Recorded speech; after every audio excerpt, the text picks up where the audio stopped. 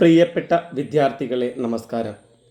നമ്മളിന്ന് ശ്രീനാരായണ ഗുരു ഓപ്പൺ യൂണിവേഴ്സിറ്റിയുടെ MA മലയാളം 2ാം സെമസ്റ്ററിലെ ഗദ്യം കഥേതര പാഠങ്ങൾ എന്ന പേപ്പറിലെ പ്രീവിയസ് ക്വസ്റ്റ്യൻ പേപ്പറാണ് ചർച്ച ചെയ്തുകൊണ്ടിരിക്കുന്നത്. ആദ്യത്തെ ചോദ്യം, ശാസന ഭാഷയുടെ സവിശേഷതകൾ എന്തെല്ലാം? ആദ്യകാല ശാസനങ്ങളിൽ തമിഴ് സ്വാധീനം ധാരാളം ഉണ്ടായിരുന്നു. സംസ്കൃത ഭാഷാ സ്വാധീനം കുറവായിരുന്നു. പിന്നീട് തമിഴ് കുറഞ്ഞ് മലയാള പ്രയോഗങ്ങൾ വർദ്ധിച്ചു വരുന്ന കാഴ്ച കാണാം. ശാസനങ്ങൾ സാധാരണ ജനങ്ങൾക്ക് വേണ്ടിയുള്ളത് ആയിരുന്നതിനാൽ ചെന്തമിഴ് സ്വാധീനം പ്രകടമായിരുന്നു. AD 9ാം നൂറ്റാണ്ട് മുതൽ 17ാം നൂറ്റാണ്ട് വരെയുള്ള കാലഘട്ടത്തിലാണ് വ്യവഹാര ഭാഷ രാജഭാഷയിലേക്ക് സംക്രമിച്ചത്. ശാസന ഭാഷയുടെ സവിശേഷതകളെ MM പുരുഷോത്തമൻ നായർ ഇപ്രകാരം സംഗ്രഹിക്കുന്നു. ഒന്നാമത്തെ പോയിന്റ്, അക്ഷരമാല. തമിഴ് അക്ഷരമാലയിലെ അക്ഷരങ്ങളെ ശാസനത്തിൽ ഉള്ളൂ. വട്ടെഴുത്താണ് കൂടുതലും ഉപയോഗിച്ചിരിക്കുന്ന ലിപി. ഇടക്ക് സംസ്കൃത പദങ്ങൾ തത്സമമായി എഴുതേണ്ടി വരുമ്പോൾ ഗ്രന്ഥലിപിയും ഉപയോഗിച്ചിട്ടുണ്ട്. പദസമൂഹം.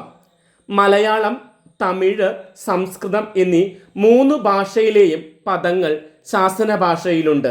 6 നയങ്ങൾ. ശാസന ഭാഷയിൽ കേരളപാണി ചൂണ്ടിക്കാട്ടിയ അനുനാസികാദി പ്രസരം, താലവ്യാദേശം, പുരുഷഭേദ നിരാസം, സ്വരസംവരണം, ഖിലോപസംഗ്രഹം, അംഗഭംഗം എന്നീ നയങ്ങൾ വന്നു കഴിഞ്ഞ രൂപങ്ങൾ വളരെ കുറവാണ്. കാലക്രമത്തിൽ ഇവയുടെ സംഖ്യ കൂടിക്കൂടി വരുന്നതായി കാണാം. വ്യാകരണ കാര്യങ്ങൾ. സംബന്ധിക വിഭക്തി പ്രത്യയമായ ഉടേ, ഉടയ എന്നിവയല്ലാതെ ഇന്റെ ശാസന ഭാഷയിൽ ഇല്ല. പ്രതിഗ്രാഹിക വിഭക്തിക്ക് എ അല്ല ഐ ആണ്. ക എന്നല്ലാതെ ന്, ന് എന്നിവ ഉദ്ദേശികക്ക് അന്നുണ്ടായിരുന്നില്ല. ഉൾ ആധാരികക്ക് പ്രത്യയമായി ശാസന ഭാഷയിൽ ഉപയോഗിച്ചിരുന്നു. പൂർണ്ണക്രിയകൾക്കും പുരുഷപ്രത്യയം നിർബന്ധമാണ്. വർത്തമാനകാല പ്രത്യയം ഉന്നു അല്ല ഇൻഡു ആണ്. വർത്തമാനകാല പേരച്ചത്തിന് അനിൻഡ സർവ്വസാധാരണമായി ഉപയോഗിച്ചിരുന്നു. വാക്യഘടന. ശാസനങ്ങൾ പൊതുവെ ചെറിയ ചെറിയ വാക്യങ്ങളിലാണ് എഴുതിയിരുന്നത്. തമിഴിൻ്റെ വാക്യഘടനയല്ല, മലയാളത്തിൻ്റെ വാക്യഘടനയാണ് ശാസന ഭാഷയിൽ കാണാൻ കഴിയുന്നത്. അടുത്ത ചോദ്യം, നമ്പ്യാൻ തമിഴിന് ഭാഷാ ചരിത്രത്തിലുള്ള സ്ഥാനം എന്ത്?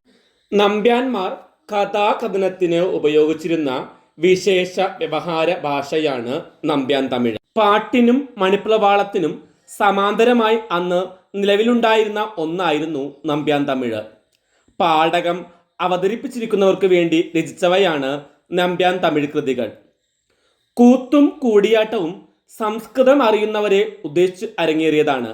എന്നാൽ അത്രയും സംസ്കൃത ജ്ഞാനമില്ലാത്തവർക്ക് രസിപ്പിക്കാൻ വേണ്ടി ആവിഷ്കരിച്ച കലാരൂപമായിരുന്നു പാഠകം. ചാക്യാർ കൂത്തു പറയുമ്പോൾ അത് വിസ്തരിച്ച് സാധാരണക്കാർക്ക് മനസ്സിലാക്കി കൊടുക്കുന്നത് നമ്പ്യാന്മാരായിരുന്നു. വിഭക്ത്യന്ത സംസ്കൃതമല്ലാത്തതിനാൽ ലീലാതിലകക്കാരൻ നമ്പ്യാൻ തമിഴിനെ മണിപ്രവാള വിഭാഗത്തിൽ ഉൾപ്പെടുത്തിയിട്ടില്ല. പാട്ടും മണിപ്രവാളവും കൃത്രിമ മിശ്രമായിരുന്നുവെങ്കിൽ നമ്പ്യാൻ തമിഴ് സ്വാഭാവിക മിശ്രമാണ്. പദങ്ങൾ കലരുന്നതിലെ സ്വാഭാവിക മിശ്രമെന്നും വ്യാകരണം കലരുന്നതിനെ കൃത്രിമ മിശ്രമെന്നും പറയുന്നു. ബ്രഹ്മാണ്ഡ പുരാണം, അംബരീഷോപാഖ്യാനം, നളോപാഖ്യാനം, ദേവി മഹാത്മ്യം എന്നിവയാണ് പ്രധാനപ്പെട്ട നമ്പ്യാൻ തമിഴ് കൃതികൾ. രാമായണം തമിഴ് നമ്പ്യാൻ തമിഴ് വിരചിതമായിട്ടുള്ള ഒരു ഗദ്യകൃതിയാണ്. ഭാഗവതം ഗദ്യം, ഉത്തര രാമായണം ഗദ്യം എന്നിവ നമ്പ്യാൻ തമിഴ് കൃതികളാണ്. 14ാം ശതകം കടന്ന് 15ാം ശതകത്തിലേക്ക് എത്തുമ്പോൾ പുരാണ ശാസ്ത്ര വേദാന്ത വിഷയങ്ങളെ ആസ്പദമാക്കിയുള്ള ഗദ്യരചനകളുടെ എണ്ണം പൂർവാധികം വർദ്ധിക്കുന്നത് കാണാം. അവയിൽ ഭാഗവതം ഭാഷ മലയാള ഗദ്യശൈലിയുടെ ആശ്വാസ്യമായ പരിവർത്തനത്തെ കുറിക്കുന്നു. വാക്യങ്ങൾ ഹ്രസ്വമായി തീരുന്നു. വാക്യഘടന ലളിതവും സുന്ദരവുമായി മാറുന്നു. സംസ്കൃതത്തിൻ്റെ പിടി അയയുന്നു. പഴയ പദങ്ങളും പ്രയോഗങ്ങളും ഉണ്ടെങ്കിലും ക്ലിഷ്ടതയ്ക്ക് കുറവ്. മിഷനറിമാർ മലയാള ഗദ്യ സാഹിത്യത്തിന് നൽകിയ സംഭാവനകൾ വിവരിക്കുക. മിഷണറിമാരുടെ വരവ് മലയാള ഗദ്യ സാഹിത്യത്തിൻ്റെ വളർച്ചയിൽ വലിയ മുന്നേറ്റമുണ്ടാക്കി. അവർ നിരവധി ഗ്രന്ഥങ്ങൾ രചിക്കുകയുണ്ടായി. അച്ചുകൂടങ്ങൾ സ്ഥാപിച്ചു. പാശ്ചാത്യ വിദ്യാഭ്യാസത്തിന് പ്രാധാന്യം നൽകി. പാഠപുസ്തകങ്ങൾ പ്രസിദ്ധീകരിച്ചു. സാധാരണക്കാർക്ക് വായിച്ചറിയാവുന്ന ഗദ്യകൃതികൾ രചിക്കുകയുണ്ടായി. അർണോസ് പാതിരി, പൗലിനോസ്, ഗുണ്ടർട്ട്, ബെഞ്ചമിൻ ബെയ്ലി എന്നിവർ മിഷണറി കാലഘട്ടത്തിൽ ഗദ്യരചന നടത്തിയവരായിരുന്നു. വേദപുസ്തകങ്ങൾ മലയാളത്തിലേക്ക് വിവർത്തനം ചെയ്തു. മിഷണറി ഗദ്യത്തിന് വൈദേശിക സ്വാധീനത്തേക്കാൾ കൂടുതൽ പ്രാദേശിക സ്വാധീനമാണ് ഉണ്ടായിരുന്നത്. ബൈബിൾ, പുതിയ നിയമം, പഴയ നിയമം എന്നിവയാണ് മലയാളത്തിലേക്ക് വിവർത്തനം ചെയ്യപ്പെട്ട വേദഗ്രന്ഥങ്ങൾ.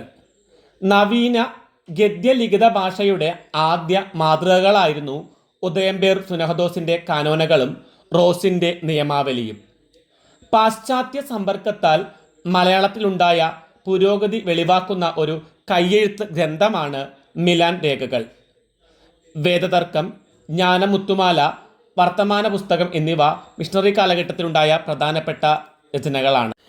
കരിയാറ്റിൽ ഔസേപ്പ് പത്തനാറാണ് വേദതർക്കം എന്ന കൃതി രചിച്ചത്. സാമൂഹിക കാര്യങ്ങൾ മലയാളത്തിൽ പ്രതിപാദിച്ചുള്ളതിൻ്റെ തെളിവാണ് ഈ കൃതി. ക്രിസ്ത്യാനികളുടെ ഇടയിൽ കണ്ടുവരുന്ന അനൈക്യവും മറ്റും ദൂരീകരിക്കുന്നതിനാണ് ഈ കൃതിയുടെ ലക്ഷ്യം. പാറേമാക്കൽ തോമാ കത്തനാർ 1786 രചിച്ച യാത്രാവിവരണ കൃതിയായിരുന്നു വർത്തമാന പുസ്തകം. വേദതർക്കവും ജ്ഞാനമുത്തുമാലയും മതഗ്രന്ഥങ്ങളായിരുന്നു. വിദ്യാമൂലങ്ങൾ എന്ന വൈജ്ഞാനിക ഗ്രന്ഥം കോട്ടയത്ത് നിന്നാണ് പ്രസിദ്ധീകരിച്ചത്. മലയാള വൈജ്ഞാനിക സാഹിത്യത്തിലെ ഒരു വിശിഷ്ട കൃതിയായിരുന്നു മൃഗചരിതം. റവറൻഡ് ജെ ബൈറ്റ്ലർ ആണ് ഈ കൃതി രചിച്ചത്. മലയാളത്തിൽ പത്രപ്രവർത്തനവും ആരംഭിച്ചതും മിഷണറിമാരായിരുന്നു. തലശ്ശേരിയിൽ നിന്ന് രാജ്യസമാചാരവും പശ്ചിമോദയവും പ്രസിദ്ധീകരിച്ചു. കോട്ടയത്ത് നിന്നാണ് ജ്ഞാനനിക്ഷേപം പ്രസിദ്ധീകരിച്ചത്. മാസികകളുടെ രംഗപ്രവേശനം വിജ്ഞാന ചർച്ചയ്ക്ക് അവസരം നൽകി. ശാസ്ത്രം, ആരോഗ്യം, വിദ്യാഭ്യാസം, ആകാശവിവരങ്ങൾ, അന്തർദേശീയ സംഭവങ്ങൾ തുടങ്ങിയ പല കാര്യങ്ങളെക്കുറിച്ചുമുള്ള ലഘുകുറിപ്പുകൾ മാസികകളിലൂടെ ജനങ്ങളിലേക്കെത്തി. ഇത് ജനങ്ങൾക്കിടയിൽ നൂതന വിജ്ഞാനങ്ങൾ പകർന്നു നൽകി. വ്യവഹാര ഭാഷയുടെ ആത്മബലമാണ് മിഷണറിമാരുടെ ഗദ്യകൃതികളിൽ കാണാൻ കഴിയുന്നത്. സംസ്കൃതത്തിൻ്റെ ആധിപത്യത്തിൽ നിന്ന് മലയാള ഗദ്യത്തെ സംരക്ഷിക്കാൻ മിഷണറിമാർക്ക് കഴിഞ്ഞു. വാക്യങ്ങളിൽ ആഖ്യ, കർമ്മം, ആഖ്യാതം എന്ന ക്രമമാണ് പൊതുവെ കാണുന്നത്. ഹ്രസ്വവാക്യങ്ങൾക്കായിരുന്നു പ്രാധാന്യം. സാധ്യമാകുന്നിടത്തോളം മലയാള പദങ്ങൾ സ്വീകരിച്ചാണ് അവർ തങ്ങളുടെ കൃതികൾ എഴുതിയത്. സംസ്കൃതം, സുറിയാനി, പോർച്ചുഗീസ്, ലത്തീൻ ഭാഷകളിൽ നിന്ന് കടം കൊള്ളുക എന്നതായിരുന്നു മറ്റൊരു നയം. വ്യവഹാര ഭാഷയോടുള്ള സമ്പർക്കം കാരണം വർണ്ണപരിണാമം സംഭവിച്ച നിരവധി പദങ്ങൾ ഈ ഗദ്യകൃതികളിൽ കാണാം. അടുത്ത ചോദ്യം, ഭാഷാ കൗടില്യത്തിൻ്റെ പ്രാധാന്യം വിവരിക്കുക. ഭാഷാ സംക്രമണ കാലത്തെ ഗദ്യകൃതികളിൽ പഴക്കം കൊണ്ടും ഉള്ളടക്കം കൊണ്ടും ഏറ്റവുമധികം പ്രാധാന്യമർഹിക്കുന്ന ഒന്നായിരുന്നു ഭാഷാ കൗടില്യം. BC 3-ാം നൂറ്റാണ്ടിൽ ഭാരതം ഭരിച്ചിരുന്ന ചന്ദ്രഗുപ്ത മൗര്യൻ്റെ ഉപദേഷ്ടാവും മന്ത്രിയുമായ കൗടില്യൻ രചിച്ച അർത്ഥശാസ്ത്രത്തിൻ്റെ പരിഭാഷയാണ് ഈ കൃതി. ഗ്രന്ഥകർത്താവ് ആരാണെന്ന് നിശ്ചയമില്ല. അർത്ഥശാസ്ത്രത്തിൻ്റെ 15 അധികരണങ്ങളിൽ 7 അധികരണങ്ങളുടെ ഭാഷാവ്യാഖ്യാനം മാത്രമാണ് ലഭിച്ചിട്ടുള്ളത്. കൗടില്യത്തിൻ്റെ കാലം 1150-നും 1225-നും ഇടക്കാണെന്ന് ഉള്ളൂരും ഇളംകുളവും KN എഴുത്തച്ഛനും അഭിപ്രായപ്പെട്ടിട്ടുണ്ട്. സാധാരണക്കാരെ അഭിസംബോധന ചെയ്യുന്ന വിവർത്തനമല്ല ഈ കൃതി. സംസ്കൃതത്തിൽ സാക്ഷരതയുള്ള ന്യൂനപക്ഷത്തെ മാത്രമേ ആകർഷിക്കുന്നുള്ളൂ. മലനാട്ട് തമിഴ് ഒരു സ്വതന്ത്ര ഭാഷയായി മലയാള ഭാഷയായി വെമ്പൽ കൊള്ളുന്നതിൻ്റെ അടയാളങ്ങൾ ഈ കൃതിയിൽ കാണാം. കാരിക, ശ്ലോകം, സൂത്രവാക്യങ്ങൾ, വൃത്തി എന്നിവ അടങ്ങിയതാണ് അർത്ഥശാസ്ത്രം. മൂലകൃതിയിലെ സംസ്കൃത ഭാഗങ്ങൾ ചിലയിടത്ത് ഭാഷാപദങ്ങൾ കൊണ്ടും മറ്റു ചിലയിടത്ത് വേറെ സംസ്കൃത പദങ്ങൾ കൊണ്ടും അർത്ഥം പറഞ്ഞു പോകുന്ന രീതിയാണ് ഈ കൃതിയിലുള്ളത്. അർത്ഥം സ്പഷ്ടമല്ലാത്തിടത്ത് വ്യാഖ്യാതാവ് വിശദീകരണം നൽകുന്നുണ്ട്. അനുനാസികാദിപ്രസരം, താലവ്യാദേശം, സ്വരസംവരണം, പുരുഷഭേദ നിരാസം എന്നീ നയങ്ങളുടെ പ്രവർത്തനങ്ങൾ ഭാഷാ കൗടില്യത്തിൽ പ്രകടമായി കാണാം. ശാസനങ്ങളിൽ നിന്ന് ഭിന്നമായി എറു എന്ന സ്വരം സ്വതന്ത്ര രൂപത്തിൽ ഇതിൽ കാണുന്നു. ചെന്തമിഴിൽ നിന്ന് വ്യത്യസ്തമായ ഒരു ഭാഷ കേരളത്തിലുണ്ടെന്ന് സമ്മതിച്ചു കൊടുക്കുകയാണ് കൗടില്യ തർജ്ജമ കൊണ്ട് കർത്താവ് ചെയ്തത് എന്ന് P. വേലായുധൻ പിള്ള അഭിപ്രായപ്പെട്ടിട്ടുണ്ട്.